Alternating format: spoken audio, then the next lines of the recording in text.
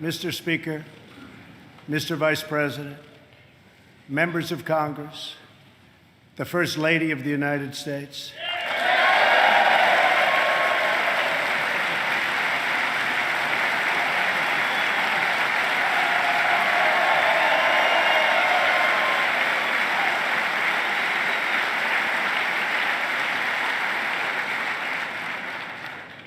and citizens of America. Tonight, as we mark the conclusion of our celebration of Black History Month, we are reminded of our nation's path toward civil rights and the work that still remains to be done. Recent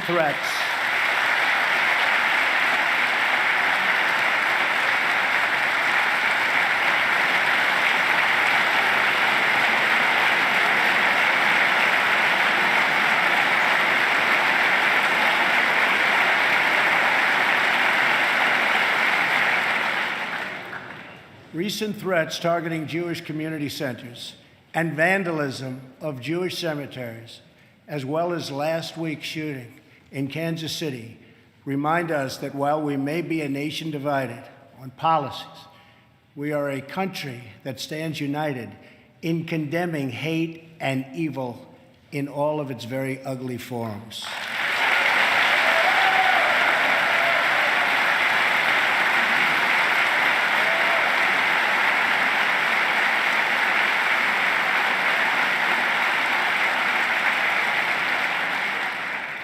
Each American generation passes the torch of truth, liberty, and justice in an unbroken chain all the way down to the present. That torch is now in our hands, and we will use it to light up the world. I am here tonight to deliver a message of unity and strength, and it is a message deeply delivered from my heart. A new chapter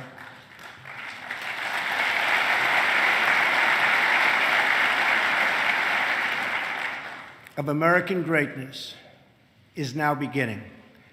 A new national pride is sweeping across our nation, and a new surge of optimism is placing impossible dreams firmly within our grasp. What we are witnessing today is the renewal of the American spirit. Our allies will find that America is once again ready to lead.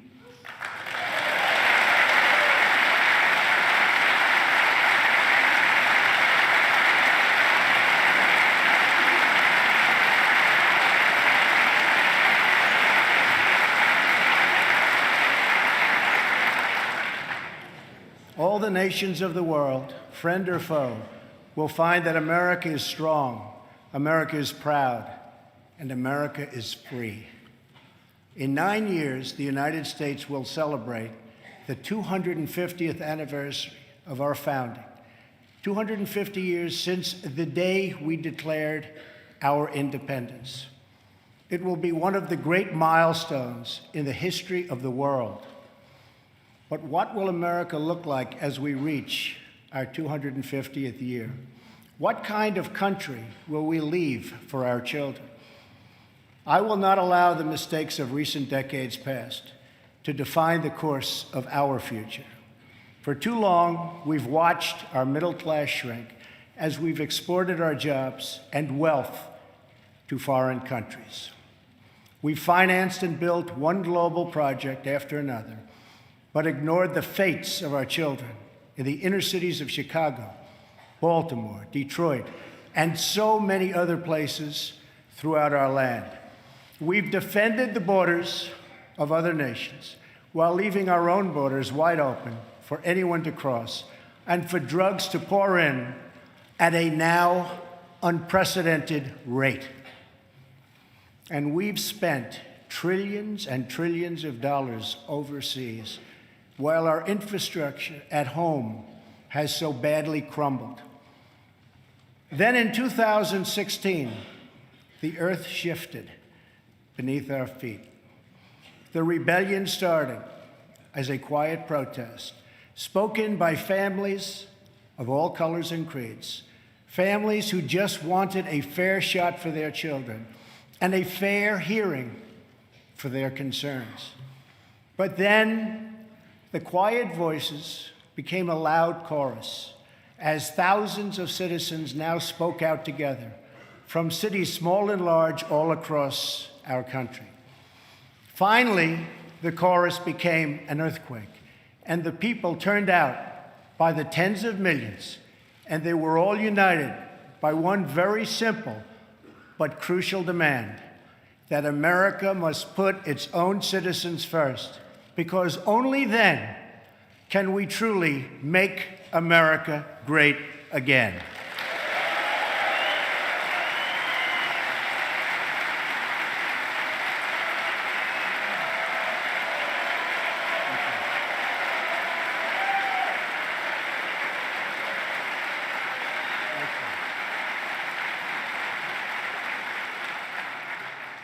Dying industries will come roaring back to life. Heroic veterans will get the care they so desperately need. Our military will be given the resources its brave warriors so richly deserve. Crumbling infrastructure will be replaced with new roads, bridges, tunnels, airports, and railways gleaming across our very, very beautiful land. Our terrible drug epidemic will slow down and ultimately stop. And our neglected inner cities will see a rebirth of hope, safety, and opportunity. Above all else, we will keep our promises to the American people.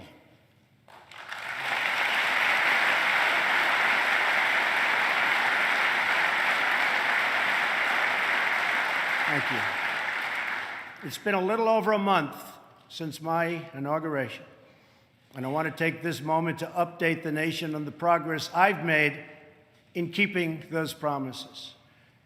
Since my election, Ford, Fiat Chrysler, General Motors, Sprint, SoftBank, Lockheed, Intel, Walmart, and many others have announced that they will invest billions and billions of dollars in the United States and will create tens of thousands of new American jobs.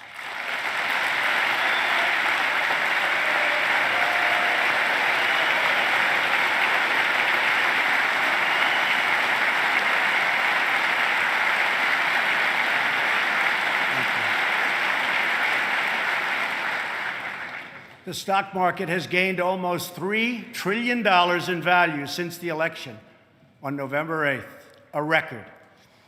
We've saved taxpayers hundreds of millions of dollars by bringing down the price of fantastic, and it is a fantastic, new F-35 jet fighter, and we'll be saving billions more on contracts all across our government. We have placed a hiring freeze on non-military and non-essential federal workers. We have begun to drain the swamp of government corruption by imposing a 5-year ban on lobbying by executive branch officials and a lifetime ban.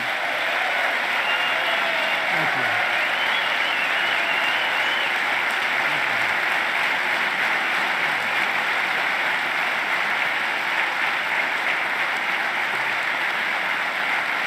Thank you.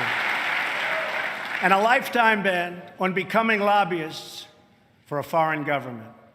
We have undertaken a historic effort to massively reduce job-crushing regulations, creating a deregulation task force inside of every government agency.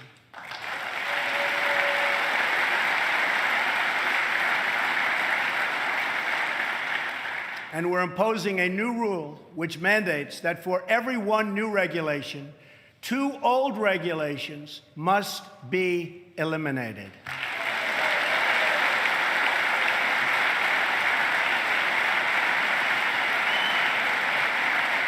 We're going to stop the regulations that threaten the future and livelihood of our great coal miners.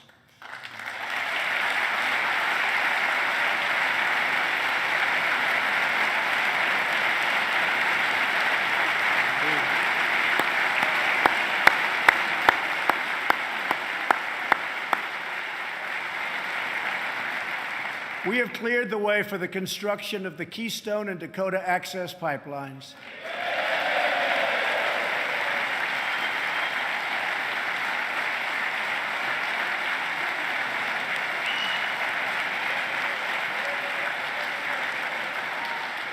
thereby creating tens of thousands of jobs. And I've issued a new directive that new American pipelines be made with American steel.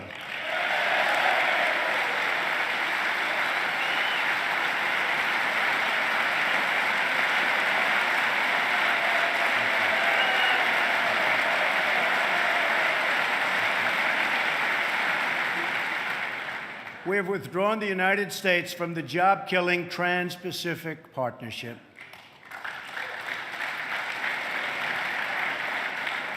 And with the help of Prime Minister Justin Trudeau, we have formed a council with our neighbors in Canada to help ensure that women entrepreneurs have access to the networks, markets, and capital they need to start a business and live out their financial dreams.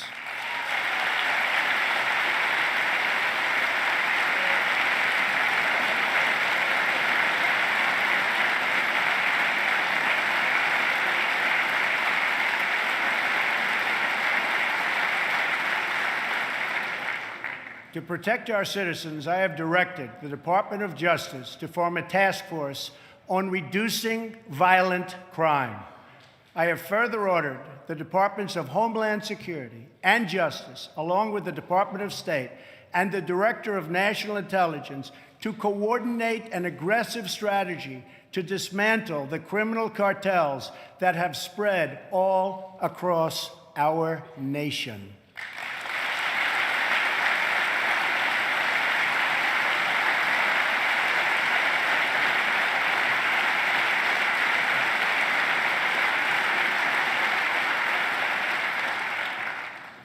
We will stop the drugs from pouring into our country and poisoning our youth, and we will expand treatment for those who have become so badly addicted.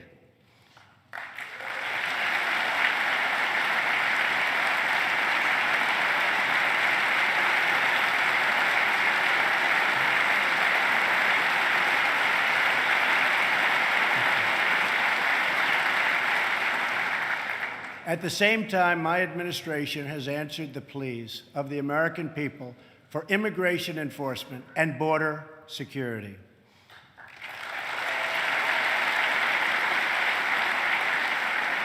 By finally enforcing our immigration laws, we will raise wages, help the unemployed, save billions and billions of dollars, and make our communities safer for everyone.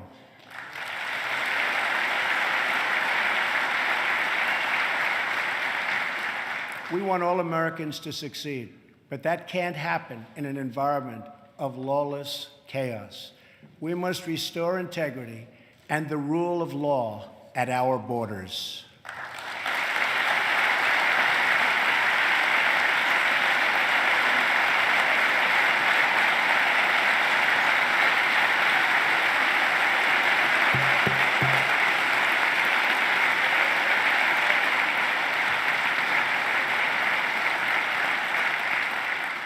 For that reason, we will soon begin the construction of a great wall along our southern border.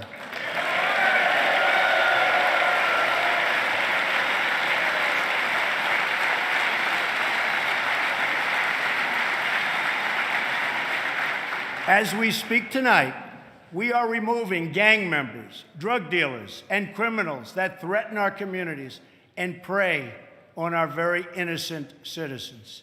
Bad ones are going out as I speak, and as I've promised throughout the campaign. To any in Congress who do not believe we should enforce our laws, I would ask you this one question. What would you say to the American family that loses their jobs, their income, or their loved one because America refused to uphold its laws and defend its borders?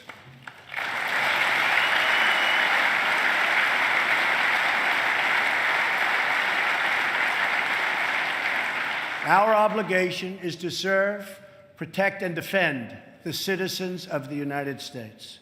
We are also taking strong measures to protect our nation from radical Islamic terrorism.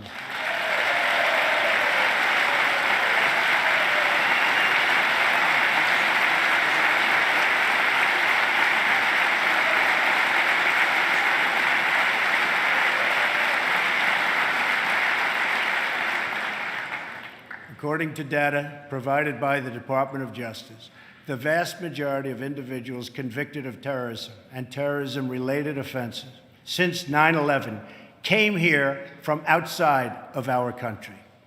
We have seen the attacks at home, from Boston to San Bernardino to the Pentagon, and yes, even the World Trade Center. We have seen the attacks in France, in Belgium, in Germany, and all over the world. It is not compassionate, but reckless to allow uncontrolled entry from places where proper vetting cannot occur.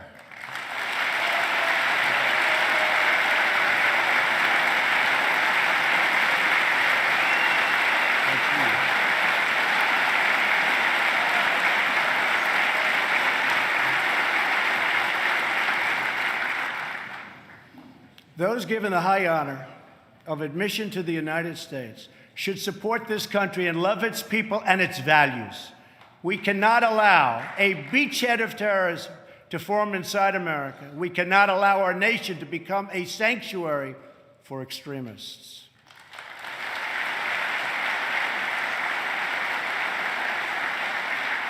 That is why my administration has been working on improved vetting procedures, and we will shortly take new steps to keep our nation safe and to keep those out who will do us harm.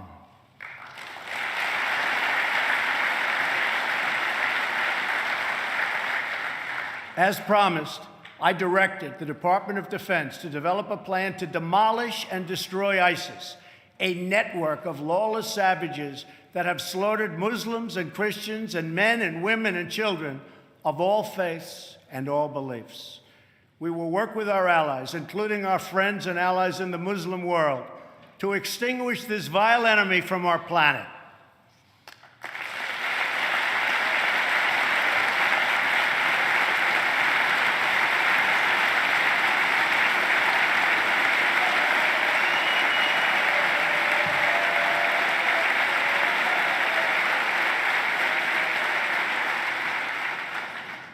I have also imposed new sanctions on entities and individuals who support Iran's ballistic missile program and reaffirmed our unbreakable alliance with the State of Israel.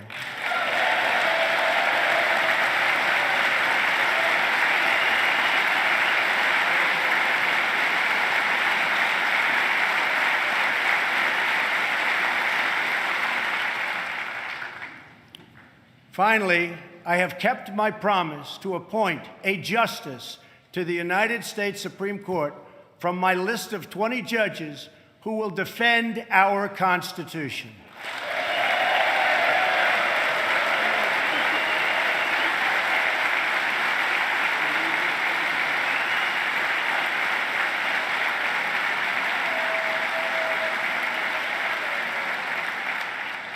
I am greatly honored to have Maureen Scalia with us in the gallery tonight.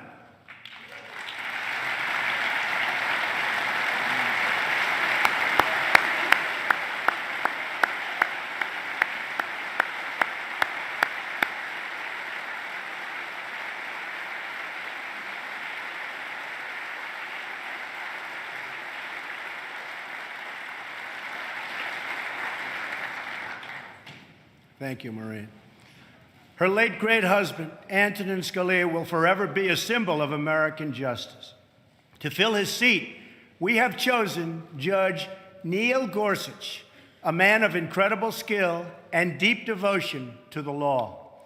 He was confirmed unanimously by the Court of Appeals, and I am asking the Senate to swiftly approve his nomination.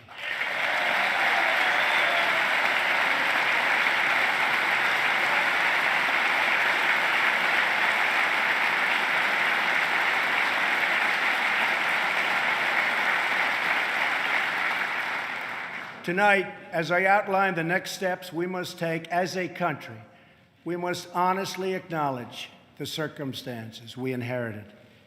94 million Americans are out of the labor force. Over 43 million people are now living in poverty, and over 43 million Americans are on food stamps. More than 1 in 5 people in their prime working years are not working. We have the worst financial recovery in 65 years. In the last 8 years, the past administration has put on more new debt than nearly all of the other presidents combined. We've lost more than 1/4 of our manufacturing jobs since NAFTA was approved, and we've lost 60,000 factories since China joined the World Trade Organization in 2001. Our trade deficit in goods with the world last year was nearly $800 billion. And overseas, we have inherited a series of tragic foreign policy disasters. Solving these and so many other pressing problems will require us to work past the differences of party. It will require us to tap into the American spirit that has overcome every challenge throughout our long and storied history. But to accomplish our goals at home and abroad, we must restart the engine of the American economy, making it easier for companies to do business in the United States and much, much harder for companies to leave our country.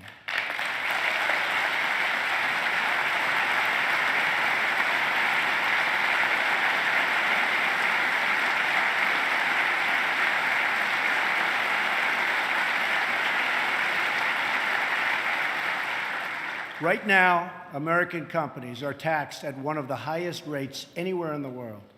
My economic team is developing historic tax reform that will reduce the tax rate on our companies so they can compete and thrive anywhere and with anyone.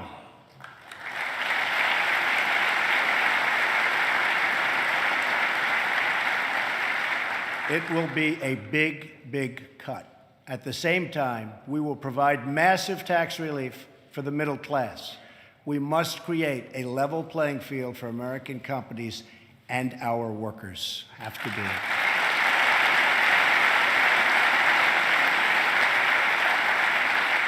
Currently, when we ship products out of America, many other countries make us pay very high tariffs and taxes.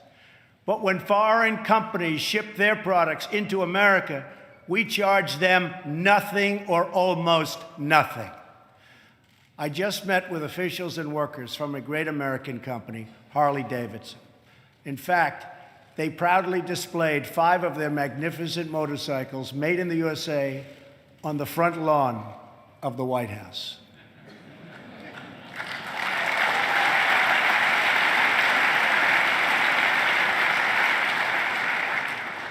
And they wanted me to ride one, and I said, no, thank you. At our meeting, I asked them, how are you doing? How is business? They said that it's good.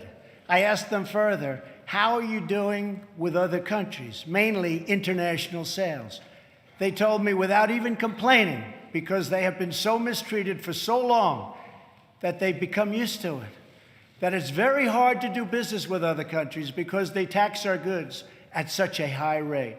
They said that in the case of another country, they tax their motorcycles at 100%. They weren't even asking for a change, but I am. I believe.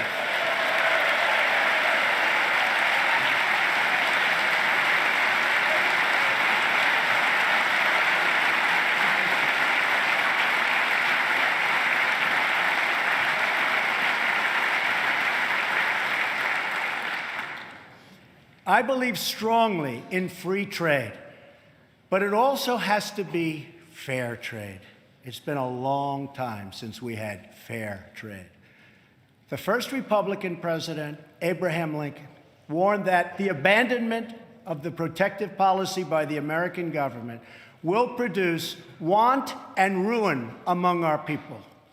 Lincoln was right, and it's time we heeded his advice and his words.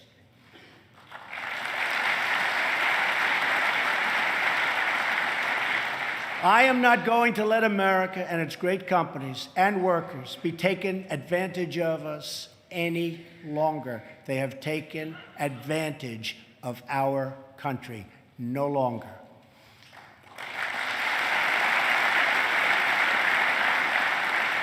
I'm going to bring back millions of jobs, Protecting our workers also means reforming our system of legal immigration.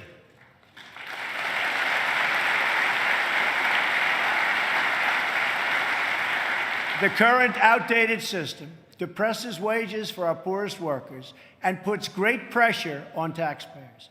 Nations around the world, like Canada, Australia, and many others, have a merit-based immigration system.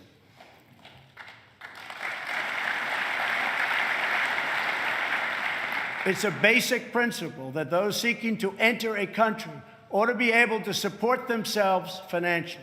Yet in America, we do not enforce this rule, straining the very public resources that our poorest citizens rely upon.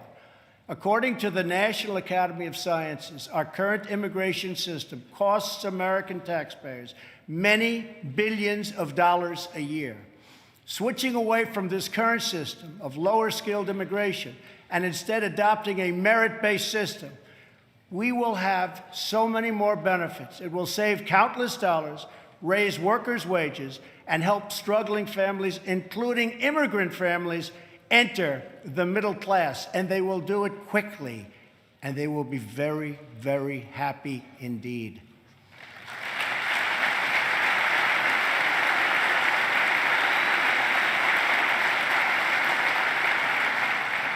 I believe that real and positive immigration reform is possible as long as we focus on the following goals: to improve jobs and wages for Americans, to strengthen our nation's security, and to restore respect for our laws. If we are guided by the well-being of American citizens, then I believe Republicans and Democrats can work together to achieve an outcome that has eluded our country for decades.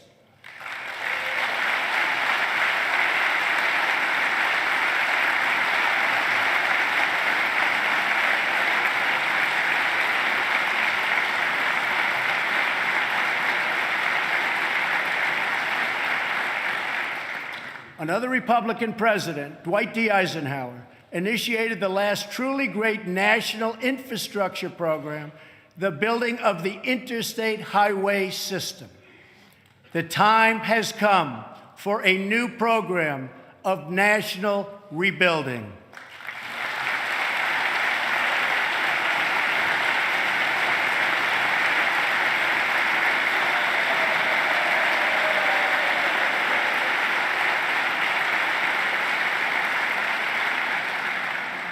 America has spent approximately $6 trillion in the Middle East. All the while, our infrastructure at home is crumbling. With the $6 trillion, we could have rebuilt our country twice, and maybe even 3 times if we had people who had the ability to negotiate.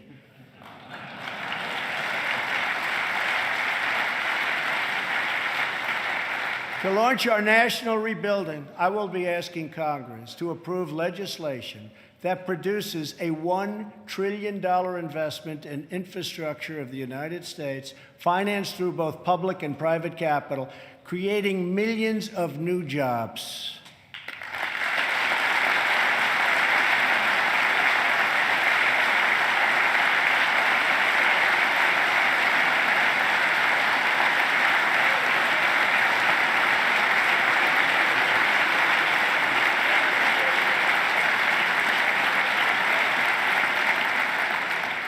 This effort will be guided by 2 core principles: Buy American and Hire American.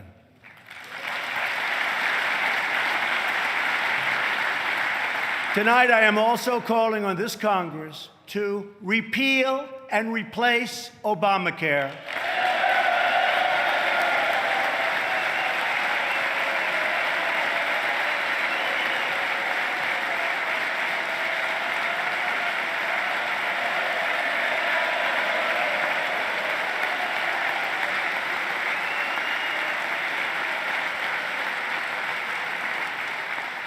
With reforms that expand choice, increase access, lower costs, and at the same time provide better health care.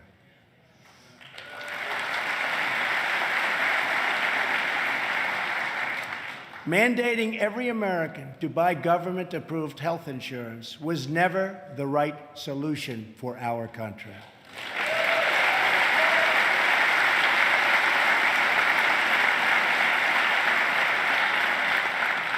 The way to make health insurance available to everyone is to lower the cost of health insurance, and that is what we are going to do.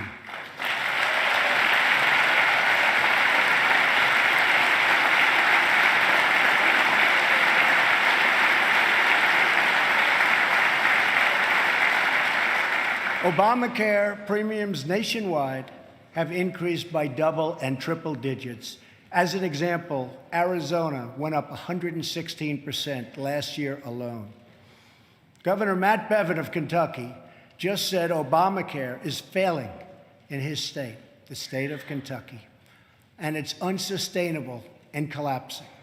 1/3 of the counties have only one insurer, and they're losing them fast.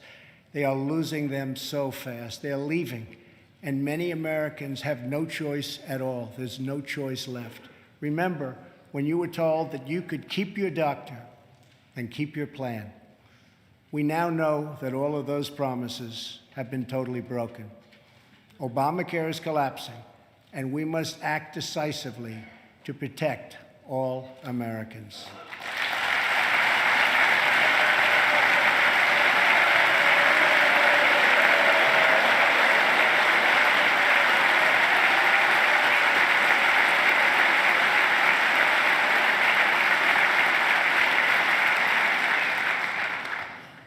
Action is not a choice, it is a necessity. So I am calling on all Democrats and Republicans in Congress to work with us to save Americans from this imploding Obamacare disaster.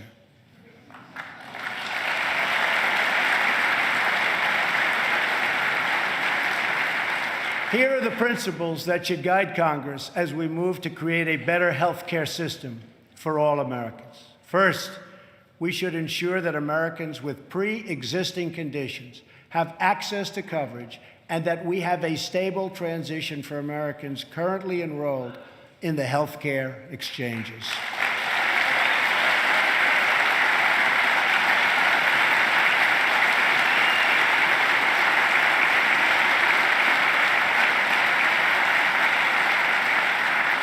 Secondly, we should help Americans purchase their own coverage through the use of tax credits and expanded health savings accounts. But it must be the plan they want, not the plan forced on them by our government.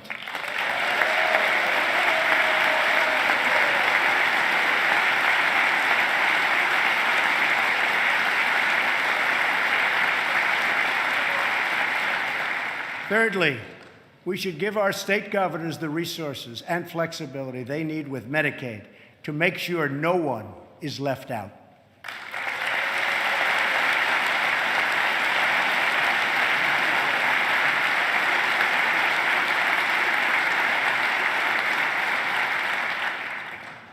Fourth, we should implement legal reforms that protect patients and doctors from unnecessary costs that drive up the price of insurance and work to bring down the artificially high price of drugs and bring them down immediately.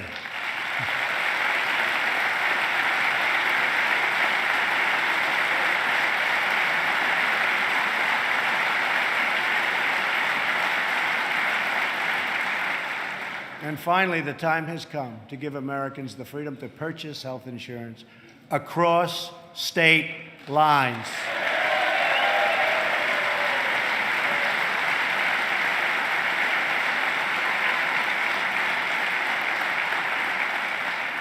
Which will create a truly competitive national marketplace that will bring costs way down and provide far better care. So important. Everything that is broken in our country can be fixed. Every problem can be solved. And every hurting family can find healing and hope. Our citizens deserve this, and so much more. So why not join forces and finally get the job done and get it done right?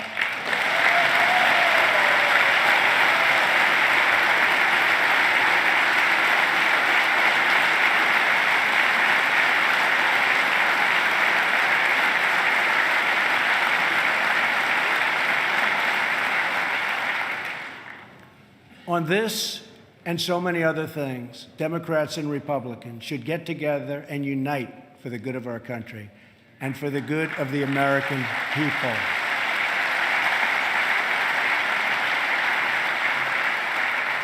My administration wants to work with members of both parties to make child care accessible and affordable, to help ensure new parents that they have paid family leave.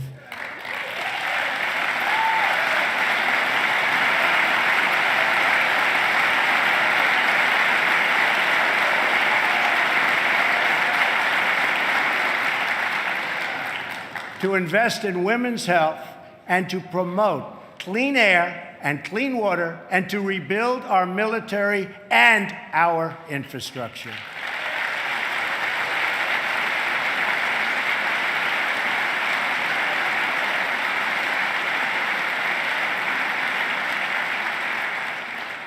True love for our people requires us to find common ground, to advance the common good, and to cooperate on behalf of every American child who deserves a much brighter future. An incredible young woman is with us this evening who should serve as an inspiration to us all. Today is Rare Disease Day, and joining us in the gallery is a rare disease survivor, Megan Crowley. Megan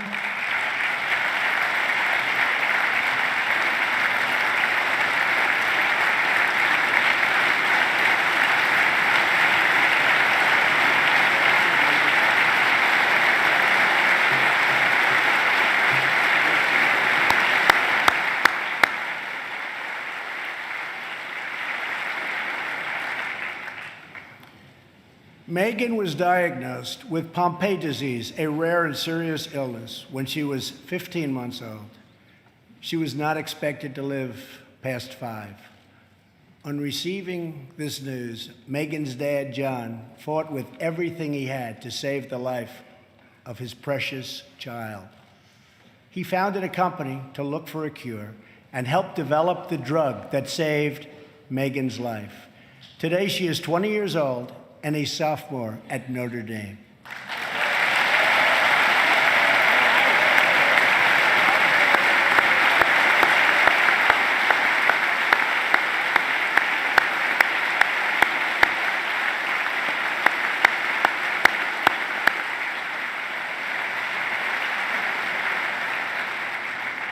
Megan's story is about the unbounded power of a father's love for a daughter. But our slow and burdensome approval process at the Food and Drug Administration keeps too many advances, like the one that saved Megan's life, from reaching those in need. If we slash the restraints, not just at the FDA, but across our government, then we will be blessed with far more miracles just like Megan.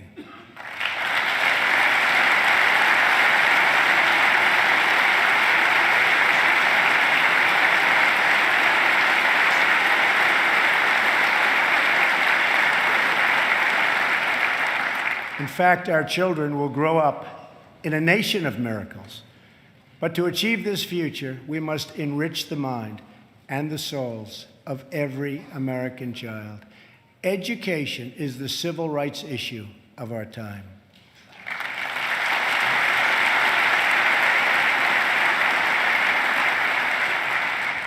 I am calling upon members of both parties to pass an education bill that funds school choice for disadvantaged youth, including millions of African American and Latino children.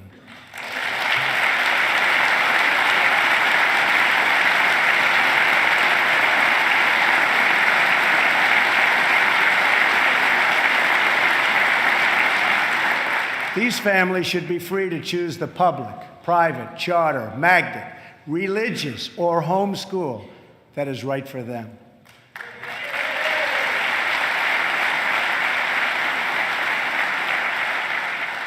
Joining us tonight in the gallery is a remarkable woman, Denisha Merriweather.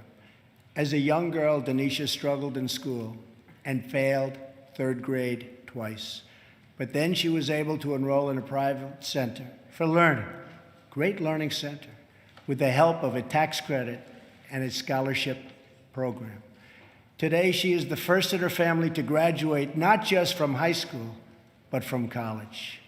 Later this year, she will get her master's degree in social work. We want all children to be able to break the cycle of poverty, just like Denisha.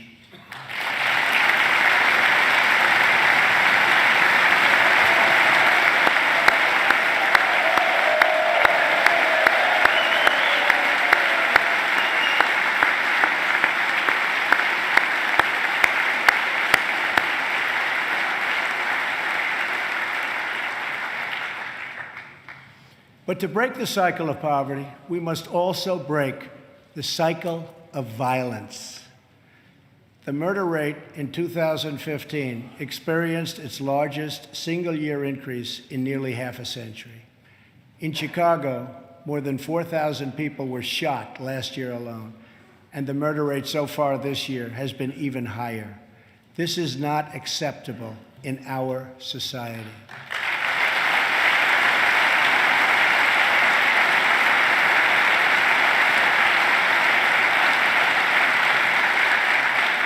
Every American child should be able to grow up in a safe community, to attend a great school, and to have access to a high-paying job.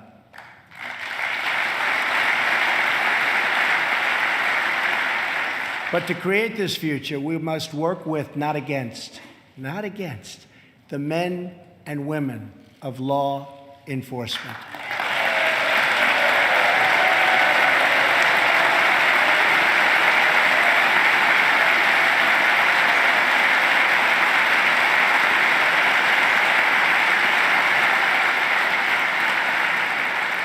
We must build bridges of cooperation and trust, not drive the wedge of disunity and really it's what it is, division.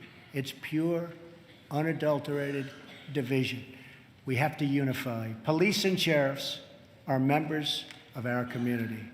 They're friends and neighbors, they're mothers and fathers, sons and daughters, and they leave behind loved ones every day who worry about whether or not they'll come home safe and sound.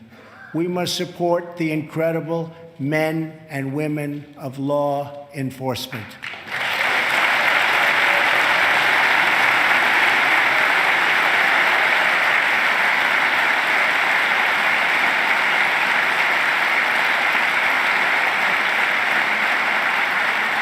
And we must support the victims of crime. I have ordered the Department of Homeland Security to create an office to serve American victims. The office is called VOICE, Victims of Immigration Crime Engagement. We are providing a voice to those who have been ignored by our media and silenced by special interests. Joining us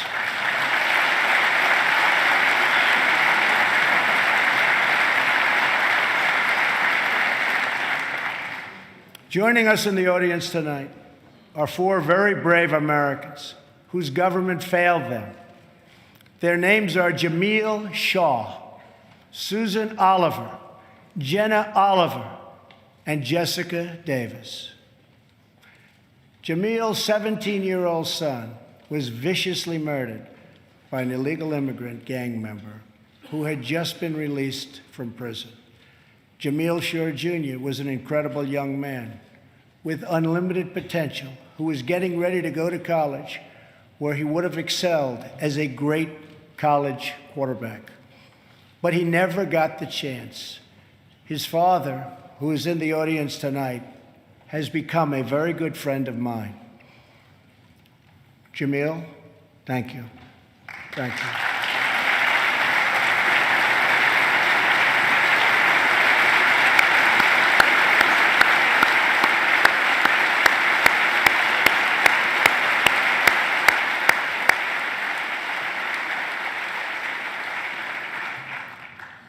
Also with us are Susan Oliver and Jessica Davis. Their husbands, Deputy Sheriff Danny Oliver and Detective Michael Davis, were slain in the line of duty in California. They were pillars of their community. These brave men were viciously gunned down by an illegal immigrant with a criminal record and 2 prior deportations, should have never been in our country. Sitting with Susan is her daughter, Jenna. Jenna, I want you to know that your father was a hero and that tonight you have the love of an entire country supporting you and praying for you.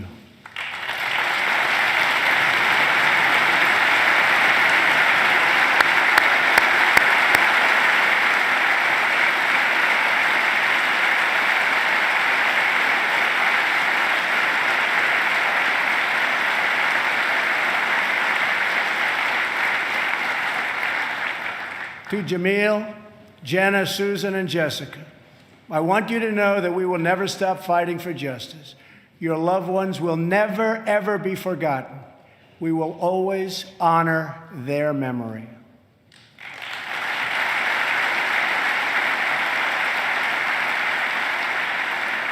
Finally, to keep America safe, we must provide the men and women of the United States military with the tools they need to prevent war. If they must, they have to fight, and they only have to win.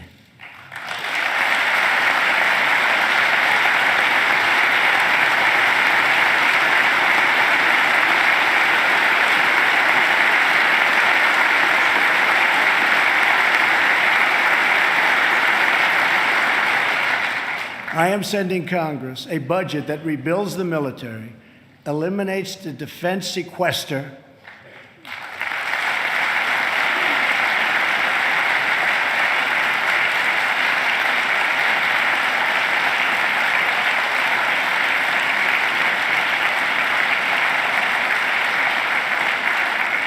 and calls for one of the largest increases in national defense spending in American history.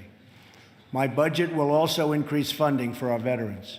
Our veterans have delivered for this nation, and now we must deliver for them.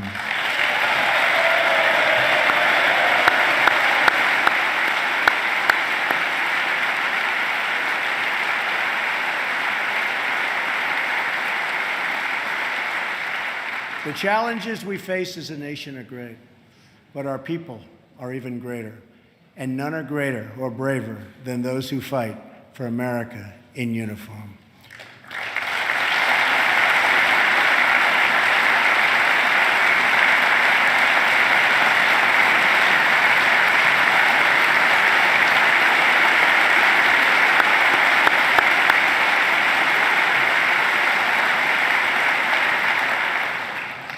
We are blessed to be joined tonight by Corinne Owens, the widow of U.S. Navy Special Operator, Senior Chief William Ryan Owens.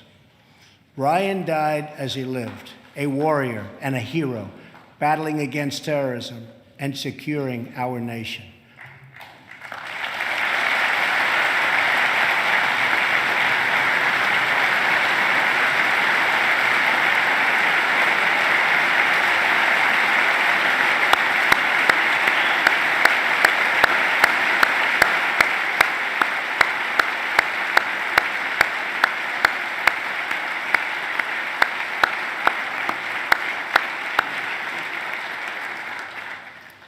I just spoke to our great General Mattis just now, who reconfirmed that, and I quote, Ryan was a part of a highly successful raid that generated large amounts of vital intelligence that will lead to many more victories in the future against our enemy. Ryan's legacy is etched into eternity. Thank you. Thank you.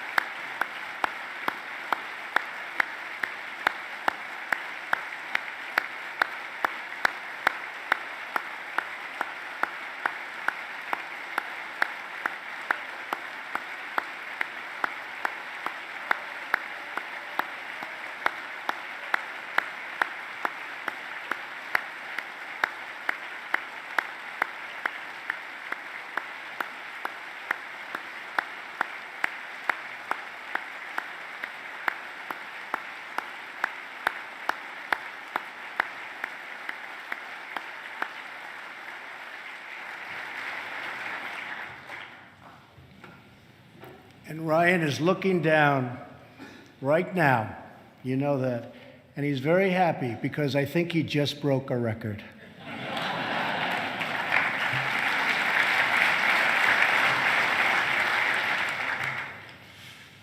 For as the Bible teaches us, there is no greater act of love than to lay down one's life for one's friends. Ryan laid down his life for his friends, for his country, and for our freedom, and we will never forget Ryan.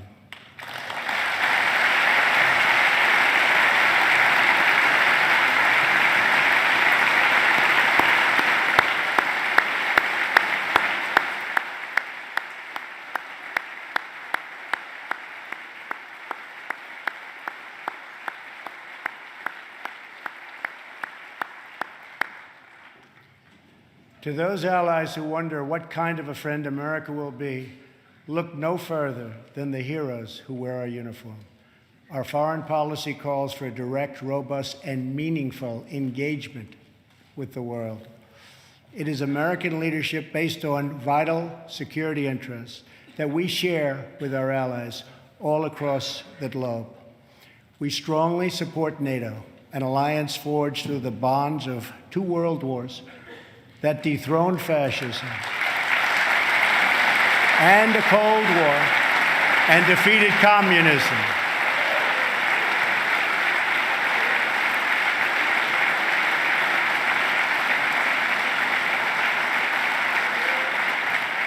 But our partners must meet their financial obligations.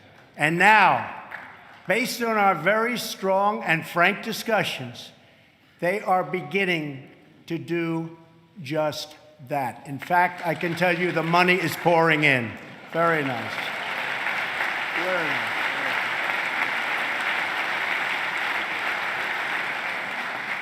We expect our partners, whether in NATO, the Middle East, or in the Pacific, to take a direct and meaningful role in both strategic and military operations and pay their fair share of the cost, have to do that. We will respect historic institutions, but we will respect the foreign rights of all nations, and they have to respect our rights as a nation also.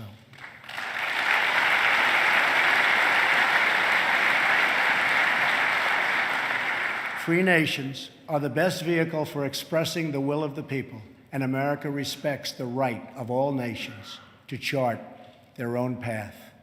My job is not to represent the world. My job is to represent the United States of America.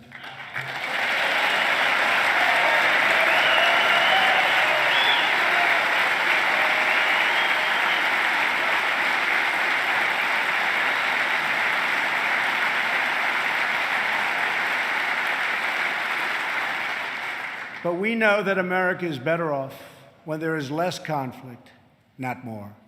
We must learn from the mistakes of the past. We have seen the war and the destruction that have ravaged and raged throughout the world, all across the world. The only long-term solution for these humanitarian disasters, in many cases, is to create the conditions where displaced persons can safely return home and begin the long, long process of rebuilding.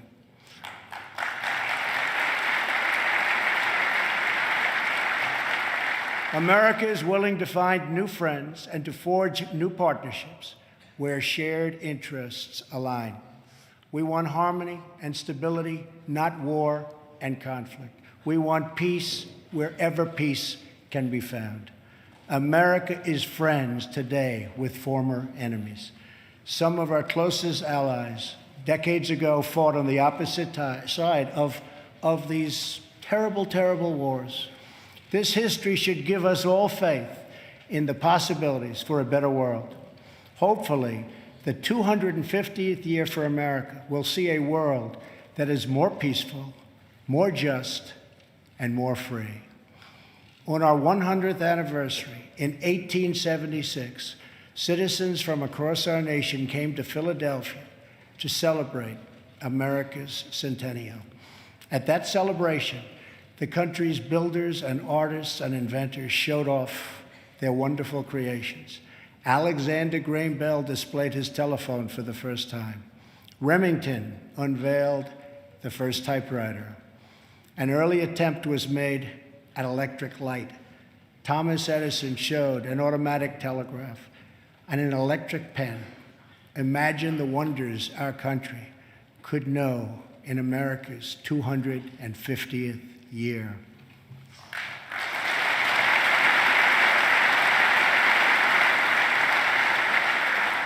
Think of the marvels we can achieve if we simply set free the dreams of our people.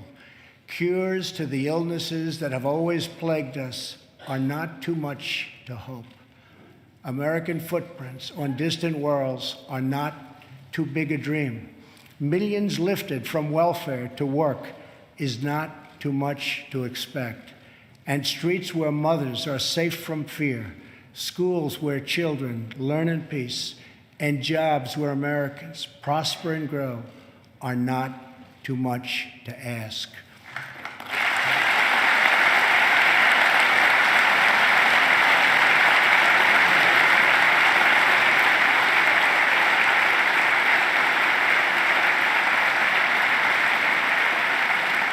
When we have all of this, we will have made America greater than ever before. For all Americans, this is our vision. This is our mission. But we can only get there together. We are one people with one destiny. We all bleed the same blood. We all salute the same great American flag.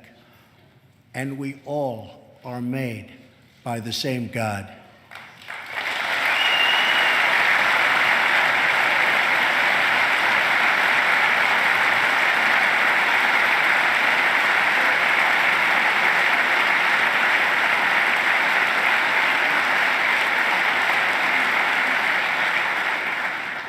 When we fulfill this vision, when we celebrate our 250 years of glorious freedom, we will look back on tonight as when this new chapter of American greatness began. The time for small thinking is over. The time for trivial fights is behind us. We just need the courage to share the dreams that fill our hearts, the bravery to express the hopes that stir our souls, and the confidence to turn those hopes and those dreams into action. From now on, America will be empowered by our aspirations, not burdened by our fears, inspired by the future, not bound by failures of the past, and guided by a vision, not blinded by our doubts. I am asking all citizens to embrace this renewal of the American spirit. I am asking all members of Congress to join me in dreaming big and bold and daring things for our country. I am asking everyone watching tonight to seize this moment, believe in yourselves, believe in your future, and believe once more in America. Thank you, God bless you, and God bless the United States.